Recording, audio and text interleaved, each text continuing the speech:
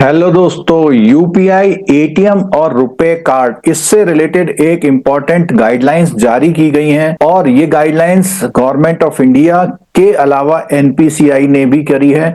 यानी 31 मार्च 2025 की रात को, या हम ये कह सकते हैं कि 1 अप्रैल 2025 से ये खास बदलाव आपके इनके यूज में आने वाले हैं, यूपीआई के, एटीएम के और रुपए कार्ड के यूज में। और इन बदलाव से आपको क्या इफेक्ट पड़ेगा वो जानना जरूरी है। प्लस आपको यदि कोई फ्रॉड वगैरह होता है तो उसके लिए क्या गवर्नमेंट ने स्टेप उठाए हैं, इस वीडियो में इसकी जानकारी देंगे।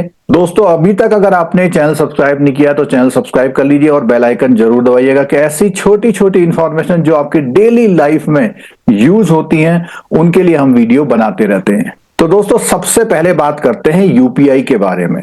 अक्सर ऐसा होता है कि यूपीआई जब हम इनरोल करते हैं तो हमारा जो मोबाइल नंबर बैंक में होता है उससे वो हमारा यूपीआई इनरोल हो जाता है और लगभग 80% से ज्यादा जनता अब यूपीआई का इस्तेमाल कर रही है।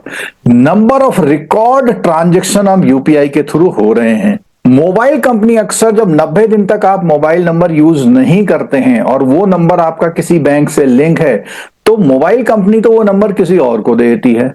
अब उसके पास उस नंबर से आपके अकाउंट का यूपीआई डाउनलोड करने का ऑप्शन आ जाता है। वो ऑटोमेटिक आपके वो अकाउंट उठा लेता है, तो वहां से वो आपके अकाउंट से फ्रॉड कर सकता है अगर आपने 90 दिन की लापरवाही की है तो इसके लिए गवर्नमेंट ने बहुत अच्छा स्टेप उठाया है। उसने एनपीसीआई को बोला, एनपीसीआई ने अब बोला है कि जो भी मोबाइल ऑपरेटर हैं वो जिन नंबरों को किसी और को एलोकेट कर देते हैं उसकी इंफॉर्मेशन बैंक को देंगे और बैंक जो है सो वीकली बेसिस में अपने वहां अपडेट करेंगे कि ये जो अकाउंट नंबर में मोबाइल नंबर डाला हुआ है क्या ये आज भी वो नंबर उसके पास है या नहीं है। तो इससे क्या होगा, यूपीआई के जो फेल ट्रांजैक्शन थे वो नहीं होंगे और आपका जो है सिक्योरिटी पॉइंट बढ़ जाएगा। ऐसा करने में बैंकों को जरूर मेहनत करनी पड़ेगी, इसमें कोई शक नहीं है।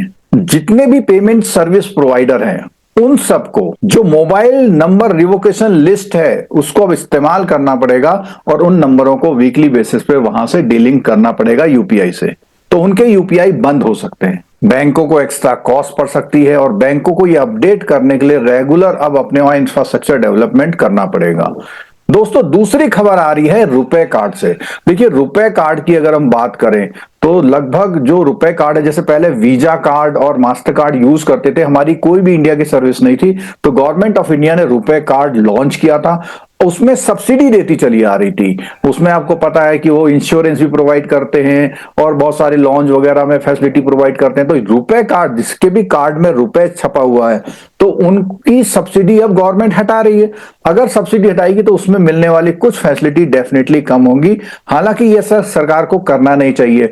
देश का अपना गेटवे है रुपए, उसको प्रमोट करने की जितनी भी कोशिश सरकार कर सकती है करनी चाहिए। इस समय पर सब्सिडी नहीं हटानी चाहिए थी उसमें से। दोस्तों, अगली बात आती है एटीएम की। तो एटीएम का जो हम यूज करते हैं, अगर हम मेट्रो सिटी में तो 3 ट्रांजेक्शन फ्री होते हैं, अदर सेंटर में 5 ट्रांजेक्शन फ्री होते हैं। अगर हम उससे ज्यादा ट्रांजेक्शन करते हैं तो एटीएम का मतलब जो अकाउंट होल्डर बैंक है, तो जहां आपका अकाउंट है वो बैंक आपसे क्या करता है, चार्जेस काटता है। और ये चार्जेस अब सरकार बढ़ाने वाली है। ये चार्जेस 1 मई 2025 से अब जो ये चार्जेस होने वाले हैं 17 रुपए की जगह अब 19 रुपए पर ट्रांजेक्शन कॉस्ट अगर आप फाइनेंशियल ट्रांजेक्शन करते हैं, और अगर आप इंक्वायरी वगैरह करते हैं तो 6 रुपए की जगह अब 7 रुपए कटेंगे। और इससे इंपैक्ट क्या होगा, अगर आप ज्यादा एटीएम ट्रांजेक्शन करते हैं तो डेफिनेटली बैंक इसका चार्जेस आप पर लगाएंगे। और यूपीआई प्लेटफॉर्म पर जो गवर्नमेंट सब्सिडी देती थी वो भी हटा दी है। तो यूपीआई की इतने ट्रांजेक्शन हो रहे हैं तो यूपीआई ट्रांजेक्शन पर जो बैंक को कॉस्ट पड़ती है, हो सकता है कि अब वो कॉस्ट आप पर ट्रांसफर होने लग जाए। हालांकि ये कंपनियां पहले से जब आप रिचार्ज वगैरह कराते थे 1-2 रुपए तो आपसे चार्ज करती थी, पर वो उन कंपनियों के यानी फोन पे, गूगल पे या आपका कोई भी ऐसा पेमेंट गेटवे है पेटीएम, उस पर जाते थे। लेकिन धीरे धीरे ये चार्जेस अगर जब गवर्नमेंट सब्सिडी हटा लेगी बैंकों से तो बैंक ये चार्जेस फिर आपसे ही लेना शुरू कर देंगे।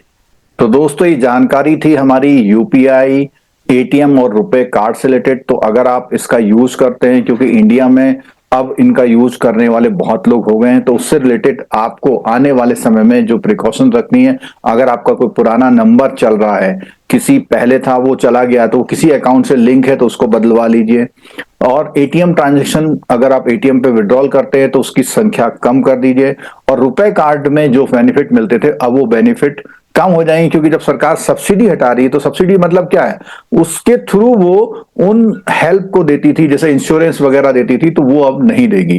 तो दोस्तों ये वीडियो कैसा लगा इसको अपने दोस्तों के साथ शेयर करिएगा। मिलते हैं दोस्तों नेक्स्ट वीडियो में। Thank you so much.